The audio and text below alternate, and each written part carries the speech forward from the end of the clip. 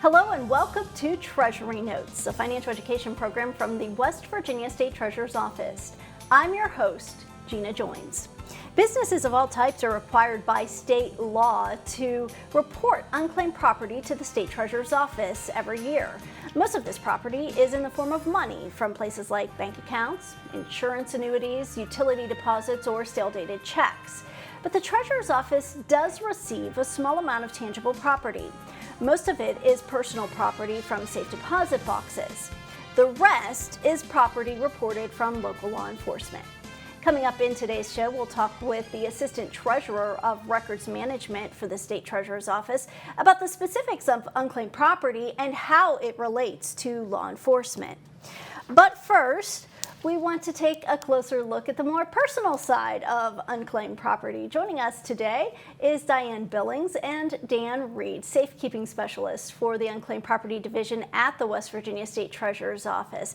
Thank you both for being here today. Thank you. This is always a fun conversation because we're talking about unclaimed property and, the State Treasurer's Office, we always say, gives money back to the people of West Virginia, which is really a great thing, but sometimes there's some tangible property, and specifically we're talking about dormant bank safe deposit boxes. That's where you get most of the tangible property, and both of you as safekeeping specialists are in charge of handling that property. So Diane, can you just start by explaining why and how this property ends up at the State Treasurer's Office? Well, just like regular accounts, the law does require businesses, including banks, to turn over dormant accounts where they can't reach the owners, and that includes safe deposit banks or safe deposit accounts. So once they're turned over, we just get them ready and hopefully get them back to the people and their heirs, just like we do regular accounts. And I know, Dan, safe deposit boxes, a lot of the younger generation might not even know what a safe deposit box is from a bank, but they are still in use, and you still receive quite a bit of unclaimed property from these bank safe deposit boxes every year. How much of this type of unclaimed property do you typically get in a year? This past year we had over 30 banks report. Okay. There was about 250 boxes reported, and there could be, not a lot of things in a box, or it could be a very full box full of family heirlooms and things.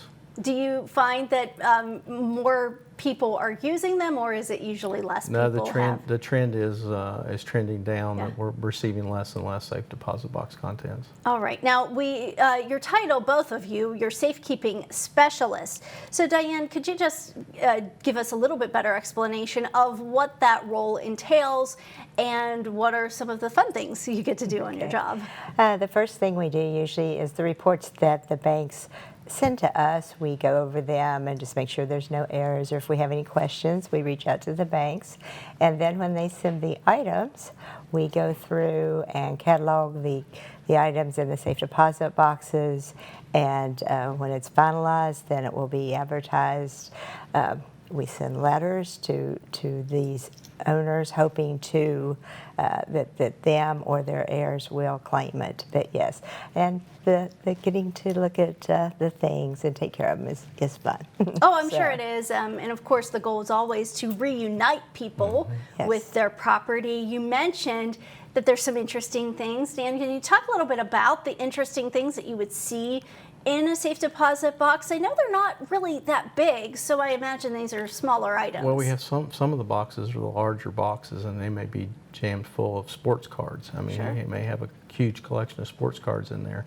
It's one of the things that they keep, but it's family heirlooms. Their grandpa's razor from 1918, or his watch.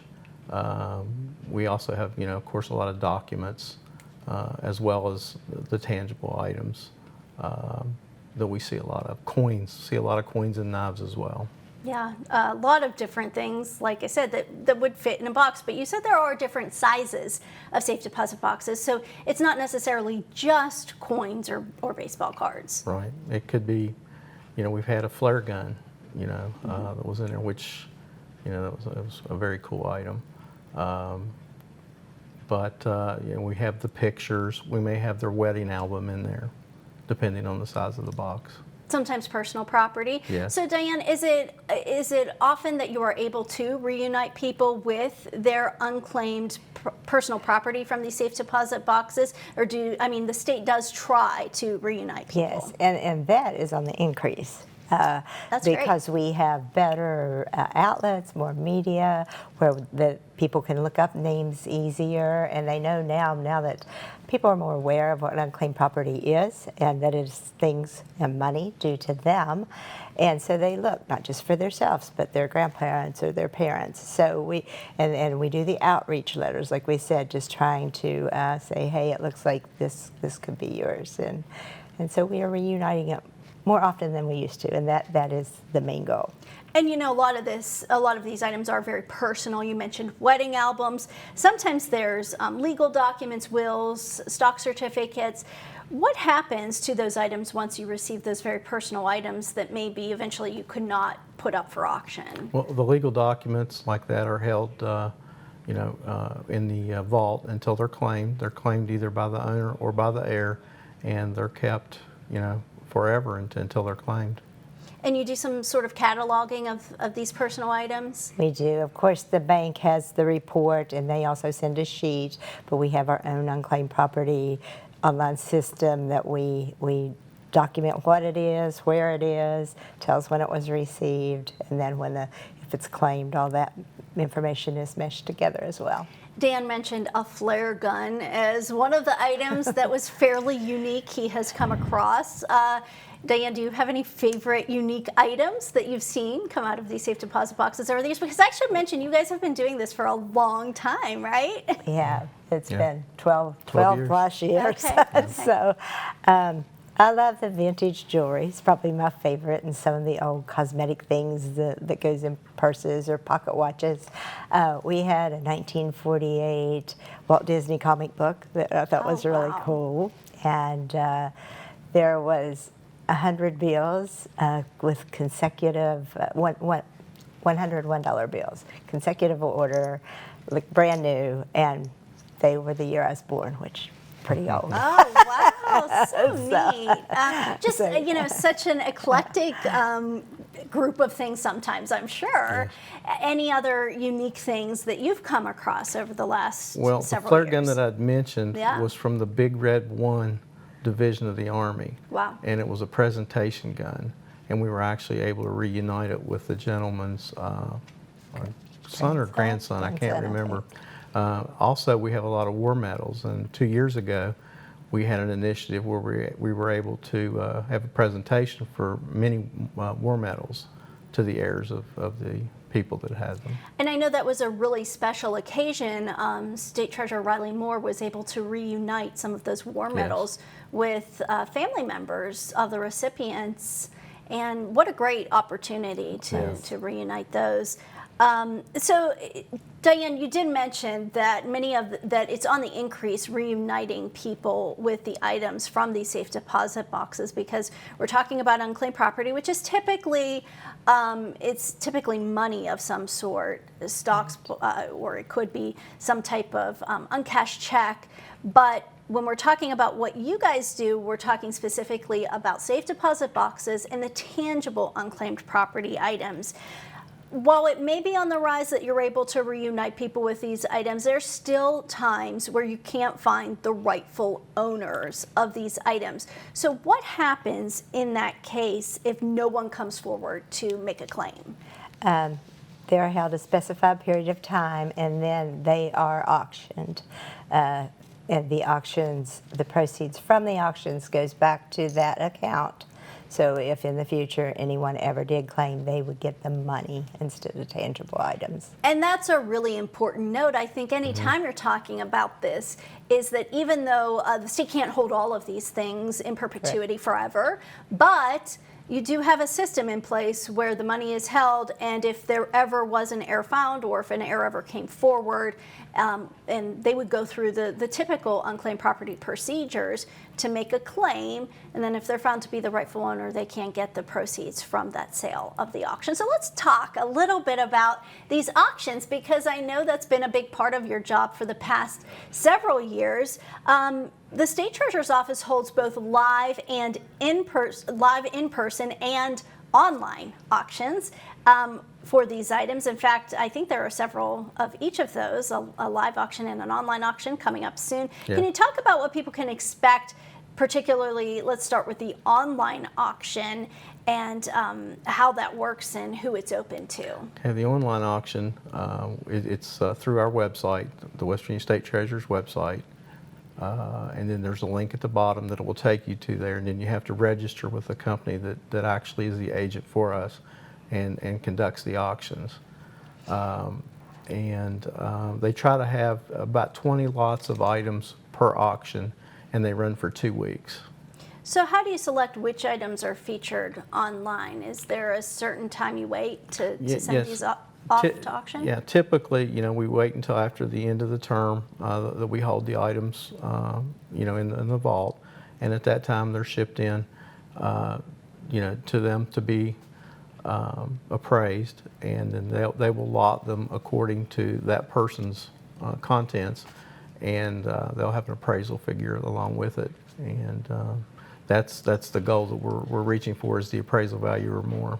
So that would typically, they would be sent off to auction after you've done some due diligence to try to find rightful owners, and you've held them for a certain amount of time? Yes. Okay.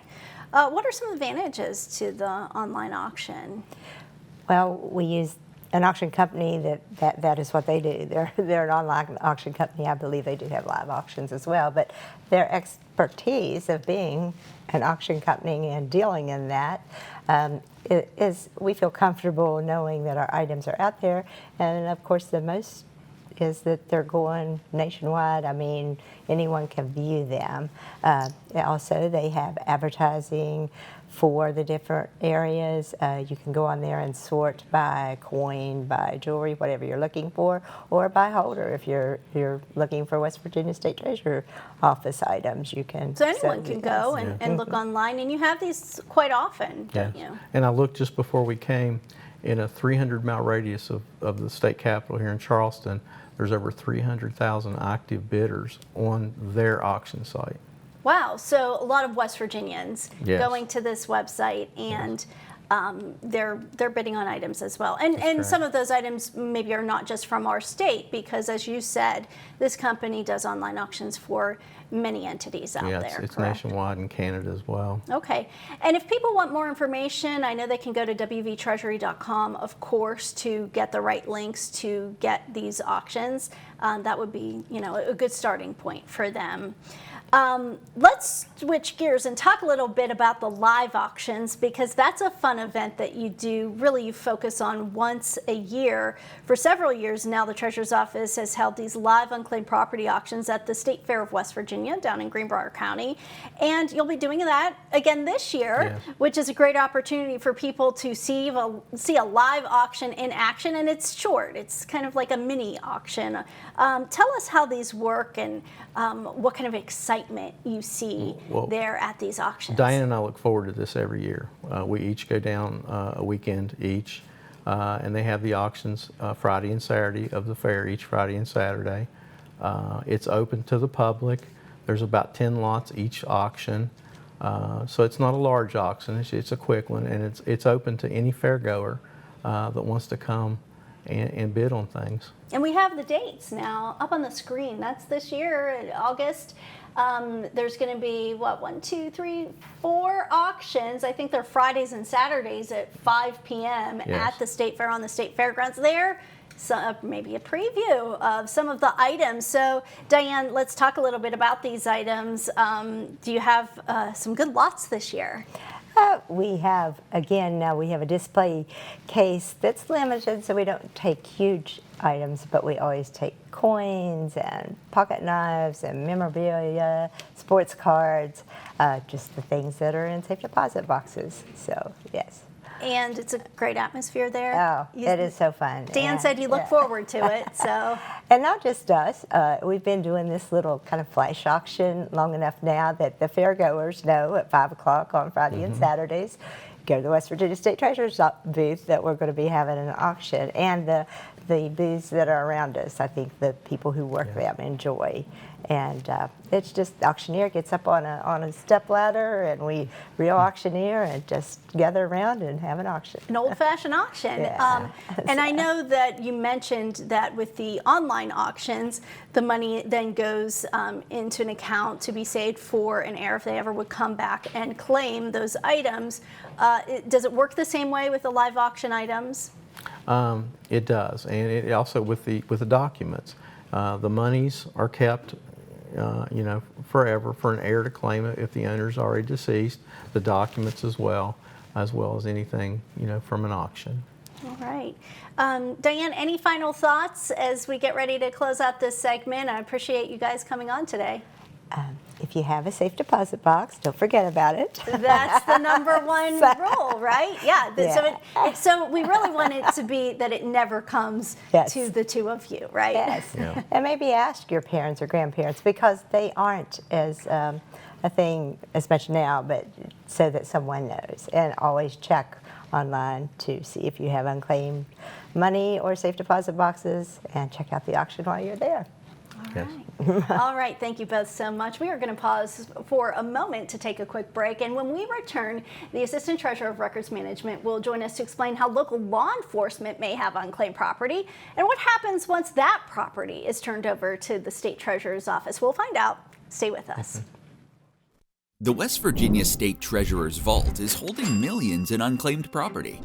From uncashed checks to forgotten utility deposits, we want to return your money to you. Find out if you have unclaimed property. Search your name at wvunclaimedproperty.gov.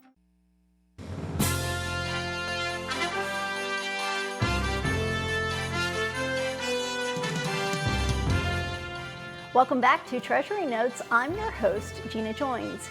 Joining us now is Mike Comer, Assistant Treasurer of Records Management for the State Treasurer's Office. Mike, thanks so much for being here today. It's great to be here, Gina. Well, a little earlier, today we're talking about unclaimed property, and earlier we talked to Dan and Diane about unclaimed property from safe deposit boxes from banks, which is a unique piece of unclaimed property because that's the tangible piece. Those are the things, heirlooms, jewelry, coins, baseball cards, things that people store for safekeeping. Sometimes those go unclaimed and end up at the State Treasurer's Office. There's also another thing that's really unique with unclaimed property, and that's your little section of State Code, which is unclaimed law enforcement. So let's just start by talking about what this is and what comes from unclaimed law enforcement around the state. If you could explain that concept. Well, the Treasurer's Office handles a different flavor of unclaimed property, as you know, law enforcement property, which is property typically that comes from evidence rooms around the state. So all the municipalities and agencies, to include sheriff's departments, city police departments, the state police, anything that's deemed a law enforcement agency, DNR, but even as it relates to firearms, political subdivisions that may, programs that may have investigators with firearms. Anyone that has unclaimed property items, in this case, namely firearms that are no longer needed, that's what we deal with. All right, and similar to the safe deposit boxes, you do keep these items for a little bit, but then they may be auctioned off. Can you talk about how they're handled and if they're handled the same way as other types of unclaimed property? There are some similarities, but there's some marked differences. Unclaimed property held by law enforcement agencies, the holder being the law enforcement agency, they may have use for these firearms as evidence. So they deem the evidentiary value of the property, unlike a bank, for instance, that something may become delinquent. So we rely on the law enforcement agency to go through the process and verify that the items are no longer needed and no longer have evidentiary value before they ever turn into unclaimed property. And this is, we should make the distinction that this is definitely something that's in state code. So has this Yes. always been the case, or is it a fairly new law? I think the Treasurer's Office has dealt with unclaimed property coming from law enforcement agencies for quite some time, but back about 2012 in that legislative session, they changed the manner that we deal with the disposition of those firearms. Okay. And so let's talk a little bit about what happens to those firearms once you receive them, and what kind of what's the process, and why we're even holding those firearms. Well, once the items, and it's enormous really, the number of firearms. We've probably had well over 10,000 firearms processed in the last 10 or 11 years that I've been with the Treasury. But the firearms remain in the possession of the law enforcement agency until they deem they're no longer needed without evidentiary value. But if those firearms fall under the category deemed by the law enforcement agency to be unsafe due to wear, tear, or modification, we still pick up those firearms, but those firearms are destroyed per the code. Other firearms that are in marketable condition, we sell in restricted auctions only to federal firearms dealers. Okay. And when you talk about these auctions, this has become a pretty big event a couple of times a year, to where you're able to sell these Yes. items, and the important thing is you're able to give money back to a lot of these different agencies and political subdivisions, which can really reinvest this money. It really, there's a few advantages to the code section. One being, as you know, the proceeds going back to the law enforcement agency to buy, because I'm a retired trooper myself, so I can tell you that one thing that I know about law enforcement today, it's never been more expensive to equip a law enforcement agency with safety equipment, training, and such. So it does provide a revenue stream for those agencies. But also it accomplishes something else, Gina, and that's really putting that attention to those evidence rooms so they literally don't turn into a mismanaged bunch of firearms or property that's languishing in those evidence rooms for years. So I think by virtue of the law, we've had incentive and we've had a lot of participation. And, I have a guy that goes around the state and trains that works for us here at the Treasurer's Office, and we're really cleaning up those evidence rooms. So it does provide that value as well. And right now we're looking at a picture of State Treasurer Riley Moore giving back some of those proceeds from one of these auctions. And that's really huge. Like you said, there's so much that law enforcement in our state needs to be able to put some of that money back into the community, back into the safety of our communities through sheriff's departments, city police departments. Talk to that a little bit, because as you said, it is expensive. Sometimes they need, new vests. Right. They have all sorts of needs at these departments. They have those needs, and also the need to apply full attention to that evidence room to get it in the shape that it needs to be, and the man hours that required to process that.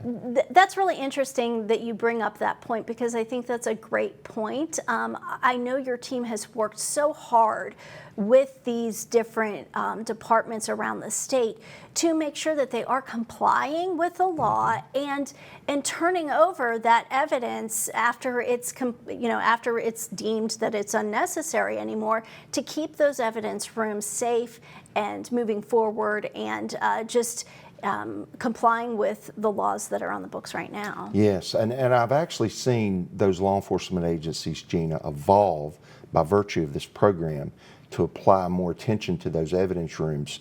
Some of the agencies that I'm thinking of have actually hired civilian personnel dedicated to nothing but processing property and evidence rooms and cleaning up those evidence rooms. So it's had an added value. Yeah, Yes. absolutely. And when you do have these auctions for these firearms, they're only done for a very specific audience. Is that correct? Can you Yes. talk to that a little Yes, bit? we know everyone that attends our auctions through the vetting process, and we're actually assisted by ATF. So every person that applies to our auction through the, we put it on the web page, and then those people that have to be a licensed federal firearm dealer to attend and participate. We vet those applications and make sure that they're valid. But it's that specific group that can only participate in these auctions. So they honestly buy under a wholesale, flavor in the auctions. Yeah, so it's a very controlled atmosphere It is. that you have. It And is. many other states are starting to do this as well. So it's not just West Virginia that does this type of auction, Right. but I will say West Virginia does it quite well. Well, thank you. I think we do. We've evolved and we've built it. We've had 14 or 15 of these things since I started, and it's an enormous responsibility. And the main thing is that we do it safely, and we try to get favorable market conditions. And as we administer this code, that create favorable net proceeds for agencies to help equip officers. Yeah, and I do want to kind of go back to what we were talking about earlier, where this money, then the proceeds from these auctions are then reinvested into the different sheriff's departments or city police departments where those items came from. Do you have any real success stories that stick out in your mind of some of like a sheriff or a city police chief buying some necessary equipment I that really made know a difference? that I think one of the largest single purchases of vests for the city of Charleston was purchased by virtue of this program. I know in Jackson County, they were able to secure a lot to construct the new law enforcement sheriff's office building. So there are many success stories as far as funding are concerned. But as I reiterate, I'm seeing a lot cleaner evidence rooms around the state, which there's a lot of liability there, that exists with firearms and a whole basement maybe of a courthouse being full of firearms and things that, we empty a trash can every now and then, but some of these places, really had no movement of stuff going out, so, those are some It's made a of the big benefits. change. Okay. Anything else you want to add before we wrap this up, Mike? It's been No, a great. it's good to be here again. Yeah, it's been a great It's been- yeah. conversation. I love talking about this program because I know you do a lot of good out in the community with it. So thank you for being here today. Thank you. All right, that's all the time we have. Thank you for joining us here today. You can learn more about the State Treasurer's Office and all of the programs by visiting the website, that is wvtreasury.com. Also, you can stay up to date on the latest news and information from the office by following WV Treasury on your favorite social media platform. Keeping you informed on the Library Television Network, I'm Gina Joins with the West Virginia State Treasurer's Office.